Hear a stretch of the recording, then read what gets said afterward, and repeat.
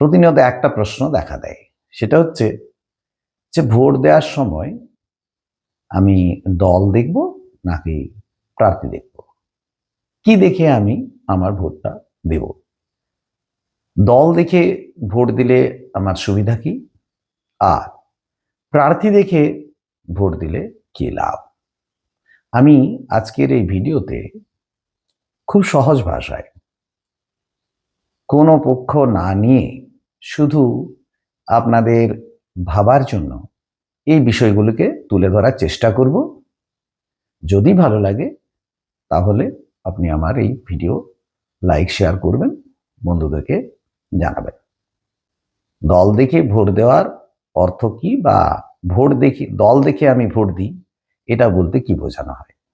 বেশ কিছু ভোটার আছেন যারা মনে করেন আমি একটা নির্দিষ্ট দলকেই ভোট দিই, প্রার্থীকে সেটা আমার কাছে বড় কথা নয়।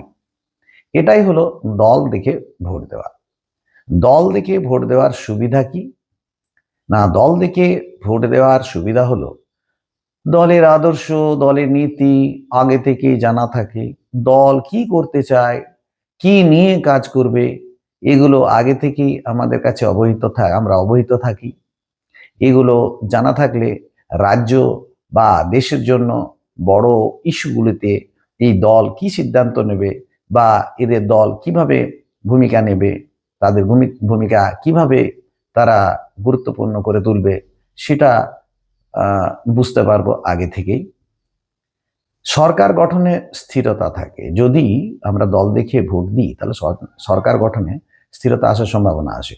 বেশি আসন পেলে সরকার চালানো সহজ হয়। উন্নয়ন প্রকল্পগুলি দ্রুত বাস্তবায়িত হতে পারে, ধারাবাহিকভাবে হতে পারে, দীর্ঘমেয়াদী পরিকল্পনা করা সম্ভব হতে পারে। আর শিক্ষা, স্বাস্থ্য, রাস্তা, এই সব ক্ষেত্রে দলীয় পরিকল্পনা কাজ করে। এবার আমি বলি, দল দেখে ভোট দিলে বেশ কিছু ত্রুটি আমাদের হতে পারে। যেমন, দল দেখে ভোট দিলে স্থানীয় সমস্যার দিকে নজর কম পড়তে পারে। এলাকার জল, স্বাস্থ্য, হাসপাতাল এসব নিয়ে প্রার্থী কতটা কাজ করবে সেটা অনিশ্চিত। দুর্বল প্রার্থীও জিতে যেতে পারে। শুধু দল শক্তিশালী বলেই কোনো অযোগ্য প্রার্থী জিতে যেতে পারে। প্রার্থী দেখে ভোট দেওয়া, এই কথাটার মানে কি?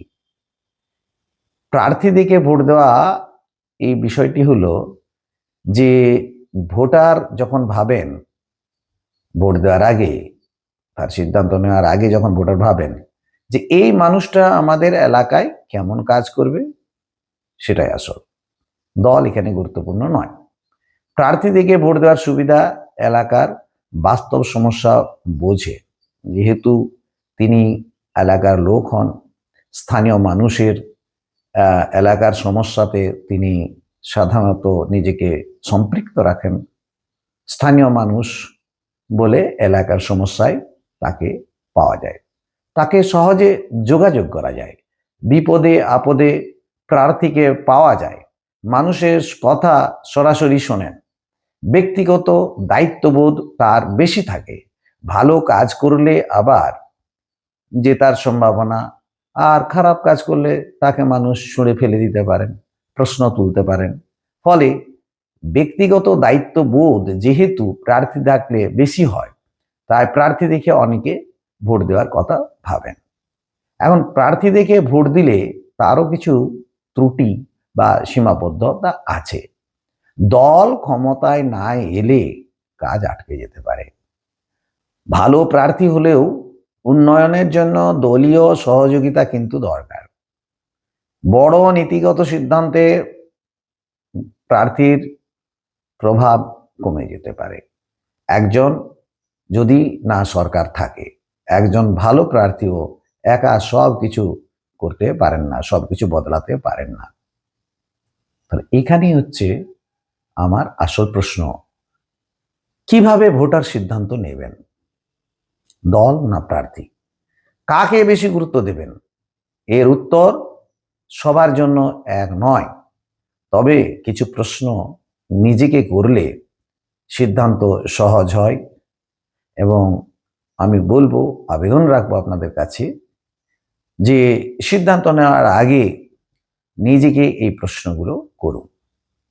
এই প্রার্থী অর্থাৎ যিনি প্রার্থী হয়েছেন তিনি আগে কিছু কাজ করেছেন কি, বা আগে কি কি কাজ করেছেন, এলাকার সমস্যা নিয়ে তিনি কথা বলেন কিনা, এলাকার সমস্যা নিয়ে তিনি মানুষের কথা কাছে পৌঁছান কিনা, দলের নীতি তার এলাকার জন্য কতটা উপযোগী, দল ক্ষমতায় এলে এলাকার লাভ হবে কিনা, প্রার্থী জিতলে মানুষের কাছে তার জবাবদিহি থাকবে কিনা, যদি শুধু যদি দল ভালো হয় আর প্রার্থী দুর্বল হয় সেটা যেমন ভাবার বিষয়, তেমনি প্রার্থী ভালো হলো কিন্তু দল তার ভবিষ্যৎ অনিশ্চিত, সেটাও কিন্তু চিন্তার বিষয়। সবচেয়ে ভালো সিদ্ধান্ত হয় তখনই যখন দল এবং প্রার্থী দুটোই বিচার করা হয়। আপনাকে ভাবতে হবে দলের সিদ্ধান্ত যেমন গুরুত্বপূর্ণ, তেমনি প্রার্থীর ক্রেডেনশিয়াল সেটাও কিন্তু বিচার করে দেখা দরকার। তাহলে এক্ষেত্রে 50-50। ভোট শুধু একটা বোতাম টিপা নয়, এটা আপনার অধিকার, এটা আপনার ভবিষ্যতের সিদ্ধান্ত।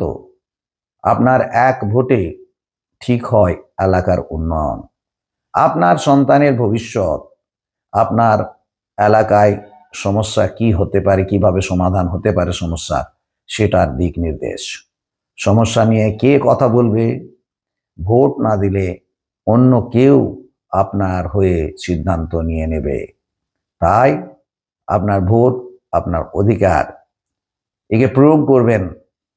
ভোট দিন বুঝে শুনে, কোনো প্রলোভনের ফাঁদে নয়, লোভ নয়, নিজের বিবেক দিয়ে।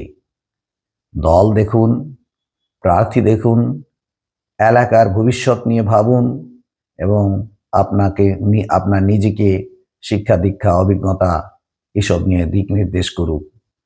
কারণ আজকের ভোট আগামী 5 বছরের পথ ঠিক করে দেবে। ধন্যবাদ।